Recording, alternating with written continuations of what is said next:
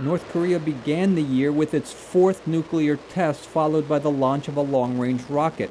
Leader Kim Jong-un would later declare his country a nuclear state, rejecting UN Security Council resolutions banning the North's nuclear and missile programs.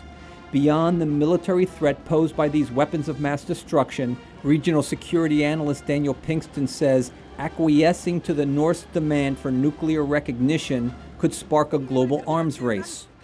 If other states were to look at this and say, well, we can do that as well, there are no costs to nuclear breakout, we would like to acquire our nuclear deterrent as well because it's basically costless.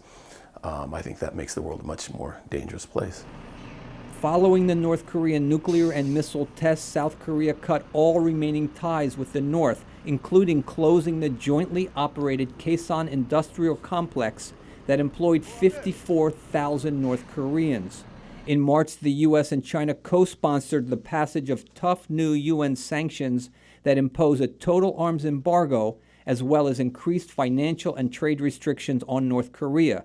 The new sanctions did reduce traffic at the Chinese border where most trade with North Korea occurs, but Beijing seemed reluctant to strictly enforce restrictions that could spark instability.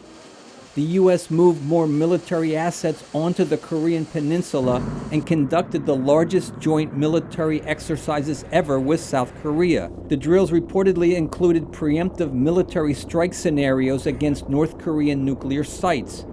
Pyongyang defiantly accelerated its weapons development programs mid-year, testing numerous land-based and submarine ballistic missiles. In September, North Korea conducted an unprecedented second nuclear test in 1 year. The UN followed with further sanctions, and Secretary General Ban Ki-moon expressed regret that diplomacy had seemingly failed to find any peaceful resolution.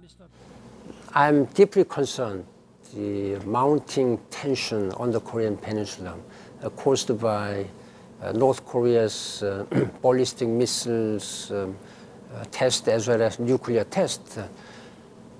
The Security Council has met 10 times this year only. This is unprecedented.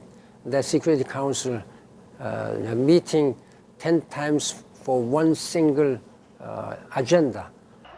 By September's end, North Korea had paused all provocations, seemingly unsure how to respond to a South Korea corruption scandal that led to the impeachment of its hardline adversary, President Park Geun-hye. The Kim Jong-un leadership also seems uncertain how to react to the U.S. presidential election of Donald Trump.